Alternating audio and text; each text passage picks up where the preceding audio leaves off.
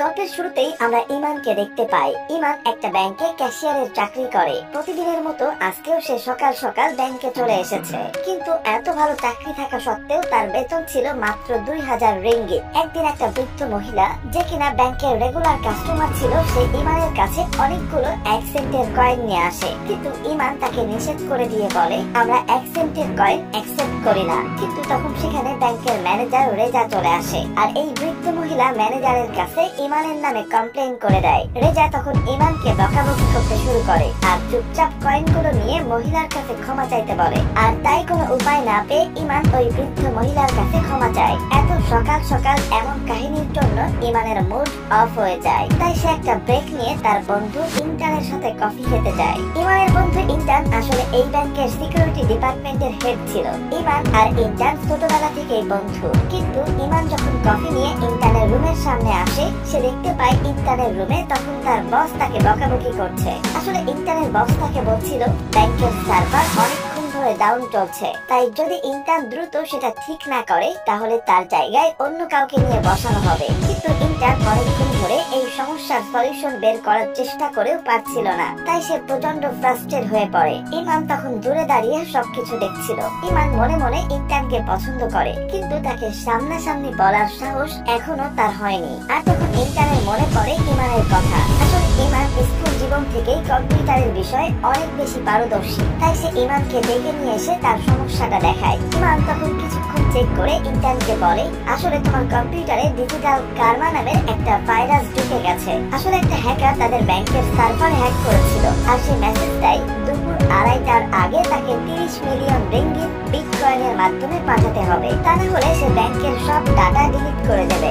ইমান তখন অনেক চেষ্টা করার পর সার্ভার থেকে হ্যাকারের ভাইরাস ডিলিট করে ব্যাংকের সব ডাটা বাঁচিয়ে নেয়। এত বড় একটা বিপদ থেকে রক্ষা করায় ইন্টান অনেক খুশি হয়, আর তাই সে ইমানকে তার সাথে কফি খাওয়ার জন্য সাথে নিয়ে আসে। ডিউটি শেষ করে সন্ধ্যার পর ইমান বাড়ি ফিরে আসে, কিন্তু হঠাৎ করে তার পেটে মোচড় দিয়ে ওঠে। তাই সে দ্রুত দৌড়ে তার ফ্ল্যাটের দিকে যায়। ঘরে ঢুকতেই ইমান দেখে তার পুরো রুমে ঔষধের অনেকগুলো বক্স ছড়িয়ে আছে, কিন্তু ঔষধের দিকে খেয়াল না করে সে দ্রুত ওয়াশরুমে ঢোকে। ওয়াশরুম থেকে বের হয়ে ইমান তার বাবার কাছে ঔষধের বক্সগুলোর ব্যাপারে জিজ্ঞেস করে। তখন ইমানের বাবা তাকে বলে এগুলো আসলে পেটের রোগের ঔষধ। ইমান তখন বুঝতে পারে সে তার বাবাকে বাড়ি করার জন্য যে টাকাগুলো দিয়েছিল সেগুলো দিয়ে নিশ্চয়ই তার বাবা এই ঔষধগুলো কিনেছে। তাই সে তার বাবাকে একটু বকাবকি করে নিজের রুমে চলে আসে, আর রুমে এসে ইমান নিজের ল্যাপটপ খুলে বসে। সে একা একাই মনে মনে কথা বলছিল। সে মনে মনে ভাবছিল কিভাবে সে কলেজে থাকতে কলেজের ওয়েবসাইট হ্যাক করেছিল,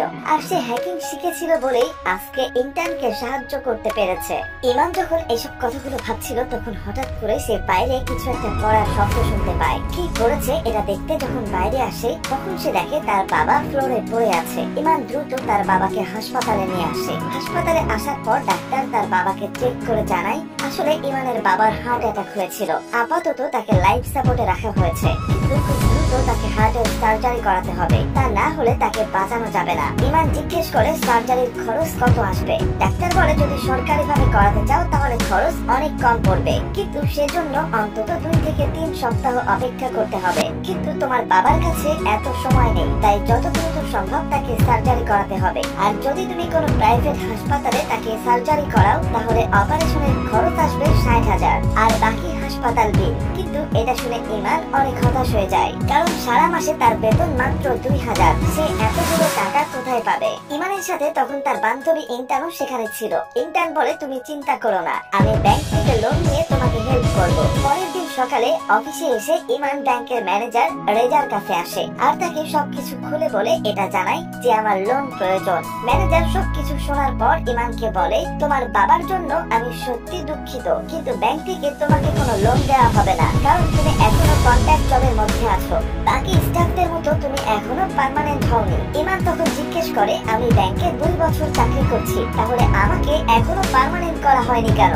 তখন ম্যানেজার বলে এই 2 বছরে কাস্টমারের সাথে তোমার আচরণ খুব একটা ভালো ছিল না, এজন্য তোমাকে পার্মানেন্ট করা হয়নি। তার মানে নিজের ব্যাংকের থেকেই ইমান লোন পাবে না। তাই আবার ডিউটি শেষ হয়ে সে মন খারাপ করে তার বাবার পাশে বসেছিল। তখন সেখানে ইন্টার আসে, আর সে ইমানকে বলে ব্যাংক থেকে আমার লোনটাও পাস হয়নি, কিন্তু আমার কাছে জমানো 30,000 আছে। কিন্তু এটা শুনে ইমান তার জমানো টাকাটা নিতে চায় না। কিন্তু এদিকে তার বাবাকে বাঁচাতে হলে অনেক টাকার প্রয়োজন। কি করবে কিছু বুঝতে না পেরে ইমান এক সময় বাড়ি ফিরে আসে। কিন্তু যখনই সে রুমের দরজা খুলতে যাবে তখন পেছন থেকে দুজন লোক এসে তার মাথায় আঘাত করে তাকে অজ্ঞান করে নিয়ে যায়। দেখা যায় এই লোক দুজন ইমানকে একটা রেড লাইট এরিয়াতে নিয়ে এসেছে। আর সেখানে এসে তারা ইমানকে একটা চেয়ারের সাথে বেঁধে ফেলে। কিছুক্ষণ পর ইমানের সামনে দেবা নামের একজন লোক আসে। দেবা আসলে একজন গ্যাংস্টার।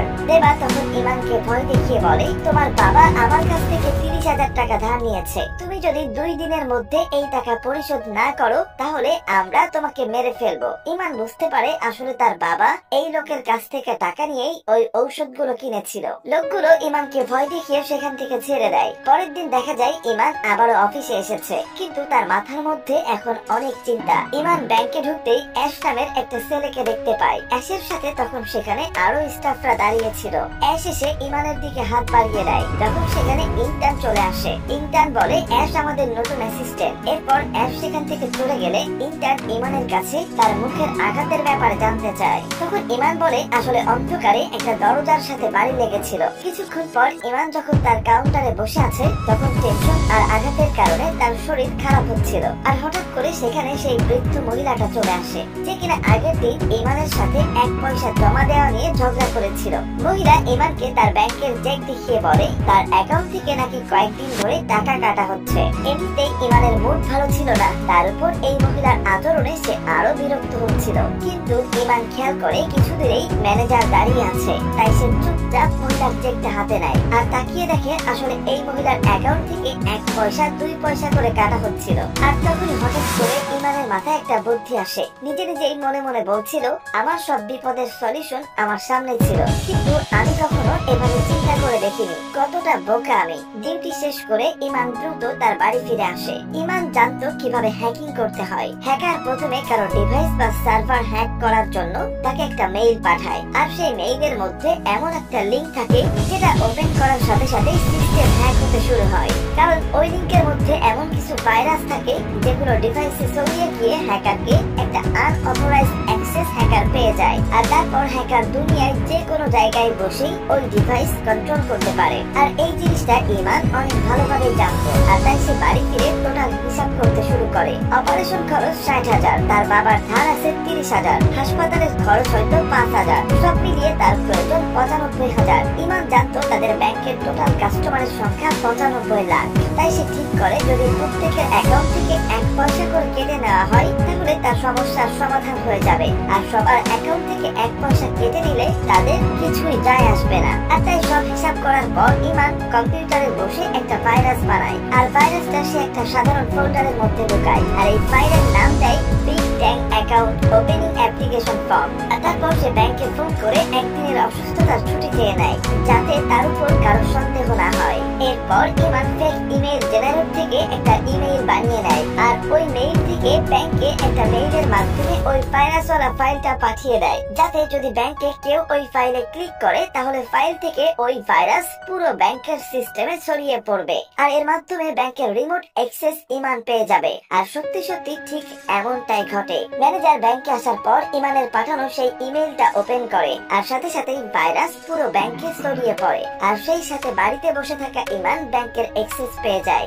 সে ক্যামেরা থেকে শুরু করে ব্যাংকে থাকা যাবতীয় সবগুলো ডিভাইসের অ্যাক্সেস পায়। আসলে ব্যাংকে পিসি সার্ভার সিস্টেম ছিল, বাকি সব স্টাফদের কম্পিউটারগুলো ম্যানেজারের কম্পিউটারের সাথে যুক্ত ছিল। ইমানের আসল লক্ষ্য ছিল ব্যাংকে থাকা অ্যাডমিনিস্ট্রেটরের পিসি খুঁজে বের করা, কারণ একমাত্র সেটার মাধ্যমে সে ব্যাংকের সার্ভার হ্যাক করতে পারবে। ইমান জানতো ভাইরাস ছড়িয়ে পড়ার সাথে সাথে অ্যাডমিনের পিসি স্লো হয়ে যাবে। আর তখন তারা পিসি ঠিক করতে ইন্টার্নকে ডাকবে। ইন্টার্ন এসে পিসি রিস্টার্ট দিয়ে আবার যখন পাসওয়ার্ড দেবে সেই পাসওয়ার্ডটা ইমান দেখতে পাবে। আর এই পাসওয়ার্ডের মাধ্যমে সে ব্যাংকের সার্ভারে ঢুকতে পারবে। প্রত্যেকটা ব্যাংকে একটা সার্ভার রুম থাকে। ব্যাংকের কাস্টমারের মধ্যে হওয়া প্রত্যেকটা ট্রানজাকশনের রেকর্ড এই সার্ভার রুমেই স্টোর করা হয়। আর প্রত্যেকটা ব্যাংকে একটা কালেকশন অ্যাকাউন্ট থাকে। আর সেই অ্যাকাউন্টে প্রত্যেকটা কাস্টমারের সার্ভিস চার্জ এমনকি কার্ডের পেমেন্ট গুলো এসে জমা হয়। আর ইমান সেই কালেকশন অ্যাকাউন্ট থেকে 95 লাখ কাস্টমারের কাছ থেকে সার্ভিস হিসেবে 1 পয়সা কেটে নেয়। আর যখন 95,000 টাকা জমা হয়ে যায় তখন সেই টাকাটা সে ব্যাংকের কালেকশন অ্যাকাউন্টে জমা করে। এরপর ইমান ব্যাংকের এমন একটা অ্যাকাউন্ট খুঁজতে শুরু করে যেটা অনেকদিন ধরে পড়ে আছে, কেউ ব্যবহার করছে না। আর এভাবে খুঁজতে খুঁজতে সে গুন্ডুর এন্টারপ্রাইজ নামে একটা অ্যাকাউন্ট খুঁজে পায়। এই অ্যাকাউন্টটা 10 বছর থেকে ইনঅ্যাক্টিভ হয়ে পড়ে আছে। ইমান তখন সেই 95,000 টাকা গুন্ডুর এন্টারপ্রাইজ অ্যাকাউন্টে জমা করে। আর এখন ইমান এই 95,000 টাকা দিয়ে তার সব সমস্যার সমাধান করতে পারবে। তাই সে আনন্দে লাফাতে শুরু করে। কিন্তু তখনই দরজায় কড়া নাড়ার শব্দ শুনতে পায়। আসলে এরা ছিল দেবার লোক। তাদেরকে 2 দিনের মধ্যে ইমানের 30,000 টাকা ফেরত দেওয়ার কথা, কিন্তু এখনো ইমানের হাতে টাকাটা এসে পৌঁছায়নি। তাই সে ল্যাপটপটা নিয়ে জানালা দিয়ে বের হয়ে যায়। দেবার লোকেরা দরজা ভেঙে ভেতরে চলে আসে, কিন্তু রুমের ভেতরে এসে তারা ইমানকে সেখান থেকে পালিয়ে যেতে দেখে। ইমান দ্রুত নিচে এসে তার মোটরসাইকেলের কাছে আসে, কিন্তু মোটরসাইকেলে বসার পর তার মনে পড়ে গাড়ির চাবি তো সে রুমে রেখে এসেছে। আর তাই তখন গাড়ি ছেড়ে তাকে খালি পায়ে সেখান থেকে পালাতে হয়। এবার লোকেরা তখনও ইমানের পিছু করছিল। দৌড়াতে দৌড়াতে হঠাৎ করে সে একটা ট্যাক্সি দেখতে পায়। ইমান দ্রুত গাড়িতে উঠে ড্রাইভারকে বলে বিং ট্যাং ব্যাংকে যেতে, কিন্তু ড্রাইভার তখন তাকে বলে এটা একটা অ্যাপে চালিত গাড়ি, তাই আপনাকে আগে বুকিং দিতে হবে। কিন্তু ইমানের কাছে এত কিছু সময় ছিল না, তাই সে পকেট থেকে কিছু টাকা বের করে ড্রাইভারকে দিয়ে বলে দ্রুত গাড়ি নিয়ে এখান থেকে চলো। টাকা পেয়ে ড্রাইভারও আর বেশি কিছু না বলে চুপচাপ গাড়ি চালাতে শুরু করে। আর ড্রাইভারও তখন খেয়াল করে 2 জন লোক মোটরসাইকেলে তাদের পিছু করছে। এটা দেখে ইমান ড্রাইভারকে আরো দ্রুত গাড়ি চালাতে বলে। ড্রাইভার গাড়ি চালাচ্ছিল, এর মধ্যে ইমান ভাবতে থাকে কিভাবে সে এই টাকাগুলো তুলবে। কারণ সে যদি গুন্ডুর এন্টারপ্রাইজ থেকে টাকাগুলো তার ব্যাংকে ট্রান্সফার করে তাহলে সে ধরা পড়ে যাবে। টাকাগুলো তাকে ওই অ্যাকাউন্ট থেকে সরাসরি ক্যাশে তুলতে হবে। তখন সে একটা বুদ্ধি বের করে। গাড়িতে বসে ল্যাপটপ দিয়ে সে গুন্ডুর এন্টারপ্রাইজের অ্যাকাউন্ট থেকে তাদের ব্যাংকের অন্য একটা শাখায় 95,000 টাকা উইথড্র করে। তারপর সে ওই ব্যাংকের ম্যানেজারকে ফোন করে বলে আমি গুন্ডুর এন্টারপ্রাইজ থেকে বলছি, কিছুক্ষণ আগে আপনাদের ব্যাংকে আমি উইথড্র দিয়েছি। আর আমার একজন এমপ্লয়ি টাকাগুলো ক্যাশে নিতে যাচ্ছে, সে আসলে তাকে টাকাগুলো দিয়ে দিবেন।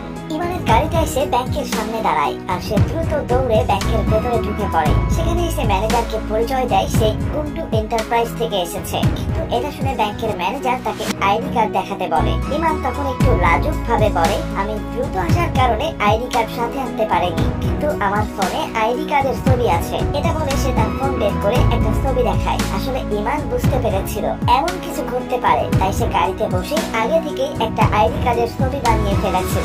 এরপর ম্যানেজার তাকে টাকাগুলো দিয়ে দেয়। টাকাগুলো নিয়ে ইমান বাইরে বের হয়ে আসে। দেবার ওই লোক 2 জন তখন ট্যাক্সি ড্রাইভারের সাথে ঝগড়া করছিল। ইমান এসে এখান থেকে 30,000 টাকা বের করে তাদের হাতে দিয়ে দেয়। টাকা পেয়ে লোকগুলো সেখান থেকে চলে যায়। আর ইমান হাফ ছেড়ে বাঁচে। এরপর সে সোজা বাকি টাকাগুলো নিয়ে হাসপাতালে চলে আসে। সেখানে টাকাগুলো দিয়ে সে তার বাবার অপারেশন করায়। পরের দিন ইমান কোনো টেনশন ছাড়াই কনফিডেন্টলি ব্যাংকে চলে আসে। আর তখন সে প্রতিদিনের মতো লাঞ্চ টাইমে ইন্টারের জন্য হাতে কফি নিয়ে তার কেবিনের দিকে যাচ্ছিল।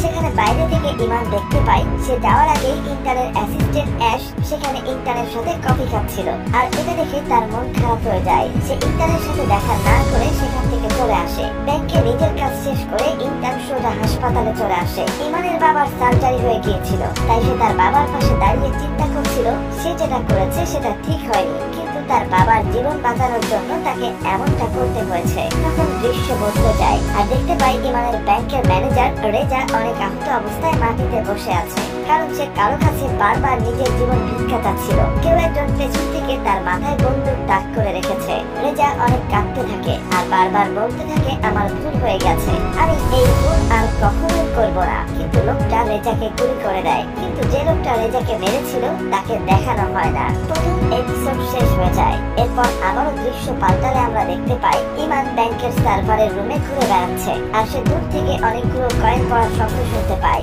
শব্দগুলো কোথা থেকে আসছে সেটা দেখার জন্য ইমান যখন সার্ভার রুমের ভেতরে আসে সে দেখতে পায় সেখানে ঠিক তারই মতো একজন বসে আছে। অর্থাৎ এটা ছিল আরেকটা ইমান। সে ফ্লোরে পড়ে থাকা কয়েনগুলো নিয়ে মুখে ঢুকাচ্ছে। আর অন্য ইমান তাকে বলে তুমি ব্যাংক থেকে প্রয়োজনের বেশি টাকা চুরি করে ফেলেছো। এটা দেখার সাথে সাথে ইমানের ঘুম ভেঙে যায়। আসলে সে এতক্ষণ তখন স্বপ্ন দেখছিল, আর এতক্ষণ সে তার বাবার সাথে হাসপাতালে ছিল। এদিকে ব্যাংকে তখন ইন্টার্ন আর অ্যাশ তাদের বস আইরিনকে জানাচ্ছিল তাদের ব্যাংকের সার্ভারে ডিজিটাল কার্মা নামে একজন হ্যাকার ভাইরাস পাঠিয়েছিল, কিন্তু সেটাকে তারা থামিয়ে দিয়েছে আর অ্যান্টিভাইরাস আরো আপডেট করেছে। আর অ্যাশ তখন আইরিনকে বলে এই কথাটা আমাদের পুলিশকে জানানো উচিত, কারণ আমাদের ব্যাংকের সব ডাটা হ্যাক হতে গিয়েও বেঁচে গেছে। কিন্তু আইরিন বলে আমরা চাইলেও এটা পুলিশকে জানাতে পারবো না, কারণ যদি এটা বাইরে জানাজানি হয় তাহলে আমাদের উপর থেকে কাস্টমারদের ভরসা উঠে যাবে। এরপর ইন্টার্ন আর অ্যাশ কথা বলতে বলতে আইরিনের রুম থেকে বের হয়ে আসছিল। এমন সময় তারা দেখে ব্যাংকের সব স্টাফরা টিভিতে কিছু একটা দেখে অবাক হচ্ছে। আসলে তারা সবাই টিভিতে ম্যানেজার রেজার মৃত্যুর সংবাদ দেখছিল। টিভিতে দেখানো হচ্ছিল গত রাতে ম্যানেজারকে কেউ একজন গুলি করে হত্যা করেছে। ইমানও তখন বাকি সবার সাথে সেখানে দাঁড়িয়ে নিউজ দেখছিল। আর তখন হঠাৎ করে তার গত রাতের স্বপ্নের কথা মনে পড়ে যায়। কিছুক্ষণ পর সেখানে বেন নামের একজন স্পেশাল ফোর্সের অফিসার তারা আরো দুজন সাথীকে নিয়ে হাজির হয়। বেন এর আগে পুলিশে ছিল, কিন্তু বর্তমানে সে স্পেশাল ফোর্সের আন্ডারে গুরুত্বপূর্ণ কেসগুলো হ্যান্ডেল করে। বেন ব্যাংকে থাকা সবাইকে জানায় এখন থেকে সে ম্যানেজার রেজার হত্যার কেস হ্যান্ডেল করবে, আর ইনভেস্টিগেশন শেষ হওয়ার আগ পর্যন্ত কেউ বাড়িতে যেতে পারবে না। এটা শুনে ইমান মনে মনে ভয় পেতে শুরু করে, কারণ কিছুদিন আগেই সে ব্যাংকে একটা বড় ঘটনা করেছে। আর যদি ইনভেস্টিগেশন চলাকালীন তার এই কাজের কথা ফাঁস হয়ে যায় তাহলে রেজার হত্যার দোষ তার ঘাড়ে এসে পড়বে। কিন্তু আসলে তো রেজার হত্যার সাথে ইমানের কোনো সম্পর্ক নেই। কিন্তু পুলিশ যদি ইমানের পিসি চেক করে তাহলে সেখানে তারা সেই মেইলটা পেয়ে যাবে যেটা দিয়ে ইমান রেজাকে ভাইরাস পাঠিয়েছিল। আর তাই বাঁচতে হলে তাকে ওই মেইলটা ডিলিট করতে হবে। কিন্তু তার ল্যাপটপ তো বাসায়, আর এই ইনভেস্টিগেশন শেষ হওয়া পর্যন্ত সে বাইরেও যেতে পারবে না। কিন্তু ইমান জানে যদি সে কোনোভাবে সার্ভার রুমে ঢুকতে পারে তাহলে সেই মেইল আর ভাইরাস দুটোই ডিলিট করতে পারবে। তাদের ব্যাংকের সার্ভার রুম চতুর্থ তলায় ছিল, কিন্তু সেখানে যে কোনো স্টাফ ইচ্ছা করলে যেতে পারতো না। সার্ভার রুমে যাওয়ার অ্যাক্সেস সিকিউরিটি ডিপার্টমেন্টের মাত্র কয়েকজন মানুষের কাছেই ছিল। এমনকি তাদের জন্য আলাদা লিফটের ব্যবস্থা ছিল। সেখানে ফিঙ্গারপ্রিন্ট ছাড়া লিফট কাজও করে না। তার মানে সাধারণ এমপ্লয়ি হয়ে ইমানের সার্ভার রুমে পৌঁছানো প্রায় অসম্ভব। আর এই সমস্ত চিন্তা তাকে আবারও অসুস্থ করে ফেলছিল। ইমান সাথে সাথে ওয়াশরুমে চলে আসে, আর তখনই সেখানে সাইবার সিকিউরিটির একজন এমপ্লয়ি আসে যার নাম শ্যাম। শ্যামের আসলে ওই দিন পেট খারাপ হয়েছিল, তাই সে দ্রুত বেসিনের উপরে ফোনের ব্যাগটা রেখে ওয়াশরুমে ঢুকে পড়ে। ইমান যখন বের হয়ে এসে হাত মুখ ধুচ্ছিল তখন শ্যামের ফোনে বারবার ফোন আসছিল, তাই ইমানের মনোযোগ তার ফোনের উপরে পড়ে। ইমান ফোনটা হাতে নিয়ে দেখতে পায় ফোনের উপরে শ্যামের হাতের আঙ্গুলের ছাপ রয়েছে। আর এটা দেখেই ইমানের মাথায় আবার একটা বুদ্ধি চলে আসে। শ্যাম যেহেতু সাইবার সিকিউরিটি টিমে কাজ করে, তাই সার্ভার রুমে যাওয়ার অ্যাক্সেস তার কাছে রয়েছে। ইমান সাথে সাথেই খুব সাবধানে শ্যামের ফোনের উপর থেকে প্রোটেক্টিভ গ্লাসটা উঠিয়ে নেয়, কারণ এই গ্লাসে শ্যামের হাতের আঙ্গুল রয়েছে। আর এই আঙ্গুলের ছাপ ব্যবহার করে সে সার্ভারের রুমে পৌঁছাতে পারবে। কিন্তু সাধারণ এমপ্লয়ি হওয়ার কারণে ইমানের চতুর্থ তলায় যাওয়ার লিফটের দিকে যাওয়া মানা। যদি কেউ তাকে ওই লিফটে উঠতে দেখে তাহলেই তাকে সন্দেহ করবে। আর তাই সবার চোখ এড়াতে ইমান দ্রুত ক্লিনিং স্টাফদের রুমে এসে তাদের ড্রেস পরে নেয়। ক্লিনারের গেটআপ নিয়ে ইমান দ্রুত সেই লিফটে উঠে পড়ে। আর সেখানে এসে ইমান ওই স্ক্রিন গার্ড বের করে সেন্সরের উপর লাগায়। আর তখনই সেখানে ব্যাংকের আরেকজন স্টাফ ফোনে কথা বলতে বলতে চলে আসে। আর তাকে দেখে ইমান ভয় পেয়ে যায়, তাই সে দ্রুত লিফটের দরজা বন্ধ করার জন্য স্ক্রিন গার্ড দিয়ে চেষ্টা করতে থাকে। কিন্তু প্রথমবারে সেন্সর ফিঙ্গারপ্রিন্ট ক্যাচ করতে পারে না। আর তাই দ্রুত ইমান স্ক্রিন গার্ডের উপর ফুল দিয়ে সেটা পরিষ্কার করে নেয়। আর আবারও সেটা দিয়ে চেষ্টা করে, আর এবার কাজ হয়। সেন্সর স্ক্রিন গার্ডে থাকা আঙ্গুলের ছাপ নিয়ে চালু হয়ে যায়। উপরে আসার পর ইমান সবার আগে অ্যাডমিন পিসির রুমে আসে, কারণ সার্ভারের রুমে যেতে হলে তাকে সবার আগে অ্যাক্সেস কার্ড প্রিন্ট করতে হবে। আর অ্যাডমিন পিসির কাছে এসে ইমান সবার আগে ব্যাংকের সিসিটিভির ফুটেজ ডিলিট করে, কারণ সেখানে ইমানের লিফট ব্যবহার করে ওই রুম আসা পর্যন্ত আসার ভিডিওগুলো ছিল। তারপর সে ব্যাংকের সমস্ত সিসিটিভি 15 মিনিটের জন্য বন্ধ করে দেয়। আর তাকে সার্ভার রুমে গিয়ে সব কাজ ছেড়ে আবারও 15 মিনিটের ভেতরে তার কাউন্টারে ফেরত যেতে হবে। তাই সে তার হাতে থাকা ঘড়িতে স্টপ ওয়াচ দিয়ে দেয়। এরপর ইমান দ্রুত অ্যাডমিন পিসি থেকে সেই সব এমপ্লয়িদের লিস্ট বের করে যারা সার্ভার রুমে ঢুকতে পারত। সেখানে সে ইন্টারের অ্যাসিস্ট্যান্ট অ্যাশের নাম দেখতে পায়। তাই ইমান দ্রুত অ্যাশের নামের একটা কার্ড প্রিন্ট করে, যেন কোনো কিছু সমস্যা হলে অ্যাশ ফেঁসে যায়। অন্যদিকে তখন ব্যাংকের cyber security head Irene, officer Ben আর তার সাথীদের সাথে কথা বলছিল। আর তখন সেখানে অ্যাশ আর ইন্টানও আসে। অ্যাশ সেখানে এসে জিজ্ঞেস করে রেজার কম্পিউটার আইরিনের রুমে কিভাবে আসলো। পুলিশ আসার আগ পর্যন্ত তাদের অপেক্ষা করা উচিত ছিল, কিন্তু আইরিন তখন বলে আমি নিজে পার্সোনালি রেজার কম্পিউটার চেক করতে চাচ্ছিলাম। আসলে আইরিন চাচ্ছিল না রেজার কম্পিউটারে পুলিশ এমন কিছু খুঁজে পাক যেটা তাদের কাস্টমারের উপর প্রভাব ফেলে, কিন্তু অ্যাশ বারবার চাচ্ছিল রেজার কম্পিউটার পুলিশ চেক করুক। পাশে দাঁড়ানো ইন্টান ও অ্যাশের এমন ব্যবহারে বিরক্ত হচ্ছিল। তখন দেখা যায় হঠাৎ করে বেন ফোনে কারো সাথে কথা বলে, তারপর সে ইন্টান আর অ্যাশকে তার সাথে যেতে বলে। এদিকে ইমান তখন ওই অ্যাক্সেস কার্ড প্রিন্ট করার পর দ্রুত সার্ভার রুমের দিকে যাচ্ছিল।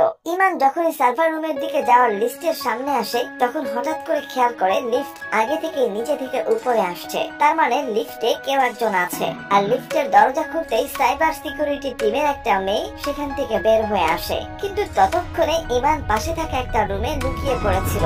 লিফট থেকে বের হয়ে মেয়েটা রুমের দরজা বন্ধ হওয়ার শব্দ শুনতে পায়, তাই সে চেক করার জন্য দরজার কাছে আসলে আশেপাশে কাউকে দেখতে না পেয়ে আবারও রুমে ঢুকে যায়। অন্যদিকে ভেন তখন ইন্টার্ন আর অ্যাশকে নিয়ে সিসিটিভি রুমে চলে আসে। সেখানে এসে তাদেরকে দেখায় ব্যাংকের সব সিসিটিভি একসাথে বন্ধ হয়ে পড়ে আছে। ইন্টার্ন তখন ভেনকে বলে তারা মাঝে মাঝে পুরো সিস্টেম আপডেট করে, কিন্তু সেটা সব সময় ব্যাংকের ওয়ার্কিং আওয়ার শেষ হলেই তবেই করা হয়। আর তখন অ্যাশ বলে ওঠে আমার মনে হয় ব্যাংকের সিস্টেম কেউ হ্যাক করে ফেলেছে। কিন্তু তখন ইন্টার্ন বলে হ্যাকার এখন আমাদের সিস্টেম হ্যাক করতে পারবে না, কারণ আমরা সিস্টেম আপডেট করার পর যদি কেউ বাইরে থেকে হ্যাক করার চেষ্টা করে তাহলে আগে আমরা সেটা জানতে পারবো। কিন্তু তখন অ্যাশ আবারও বলে ওঠে যদি হ্যাকার ব্যাংকের ভেতরেরই কেউ হয় যার কোডিং আর হ্যাকিং এর ব্যাপারে জ্ঞান আছে এমন কেউ। এটা শুনে ইন্টার্ন আর ভেন দুজনেই একটু চিন্তায় পড়ে যায়। এদিকে ইমান তখন চতুর্থ তলায় চলে এসেছে। সে দ্রুত অ্যাশের অ্যাক্সেস কার্ড ব্যবহার করে সার্ভার রুমে ঢুকে পড়ে।